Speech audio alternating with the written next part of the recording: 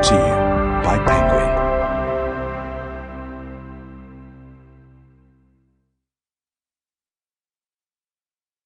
Waking Up, A Guide to Spirituality Without Religion by Sam Harris. Read by the author. Chapter 1. Spirituality. I once participated in a 23-day wilderness program in the mountains of Colorado. If the purpose of this course was to expose students to dangerous lightning and half the world's mosquitoes, it was fulfilled on the first day. What was in essence a forced march through hundreds of miles of backcountry culminated in a ritual known as the Solo, where we were finally permitted to rest alone on the outskirts of a gorgeous alpine lake for 3 days of fasting and contemplation. I had just turned 16, and this was my first taste of true solitude since exiting my mother's womb. It proved a sufficient provocation. After a long nap and a glance at the icy waters of the lake, the promising young man I imagined myself to be was quickly cut down by loneliness and boredom. I filled the pages of my journal not with the insights of a budding naturalist, philosopher, or mystic, but with a list of the foods on which I intended to gorge myself the instant I returned to civilization. Judging from the state of my consciousness at the time, millions of years of hominid evolution had produced nothing more transcendent than a craving for a cheeseburger and a chocolate milkshake. I found the experience of sitting undisturbed for 3 days amid pristine breezes and starlight, with nothing to do but contemplate the mystery of my existence, to be a source of perfect misery, for which I could not see so much as a glimmer of my own contribution. My letters home, in their plaintiveness and self-pity, rivaled any written at Shiloh or Gallipoli. So I was more than a little surprised when several members of our party, most of whom were a decade older than I, described their days and nights of solitude in positive, even transformational terms.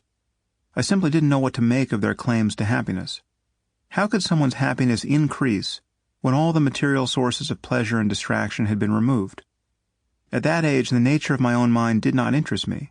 Only my life did, and I was utterly oblivious to how different life would be if the quality of my mind were to change. Our minds are all we have. They are all we have ever had, and they are all we can offer others.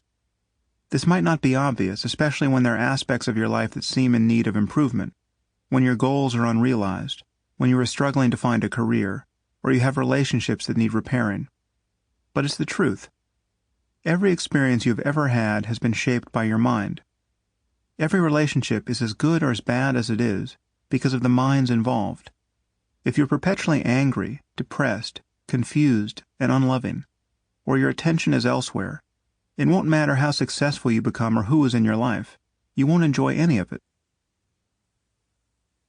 Most of us could easily compile a list of goals we want to achieve or personal problems that need to be solved. But what is the real significance of every item on such a list? Everything we want to accomplish, to paint the house, learn a new language, find a better job, is something that promises that, if done, it would allow us to finally relax and enjoy our lives in the present. Generally speaking, this is a false hope.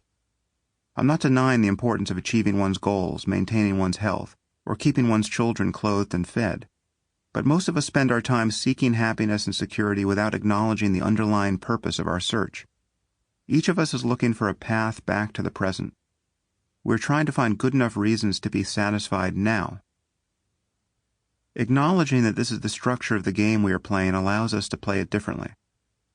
How we pay attention to the present moment largely determines the character of our experience, and therefore the quality of our lives.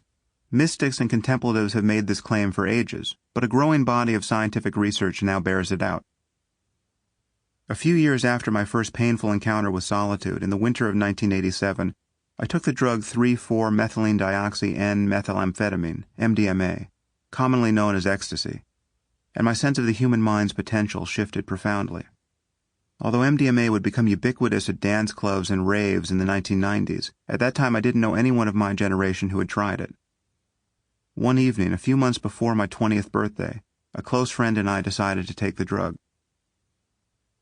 The setting of our experiment bore little resemblance to the conditions of Dionysian abandon under which MDMA is now often consumed. We were alone in a house, seated across from each other on opposite ends of a couch, and engaged in quiet conversation as the chemical worked its way into our heads. Unlike other drugs with which we were by then familiar, marijuana and alcohol. Sample complete. Ready to continue?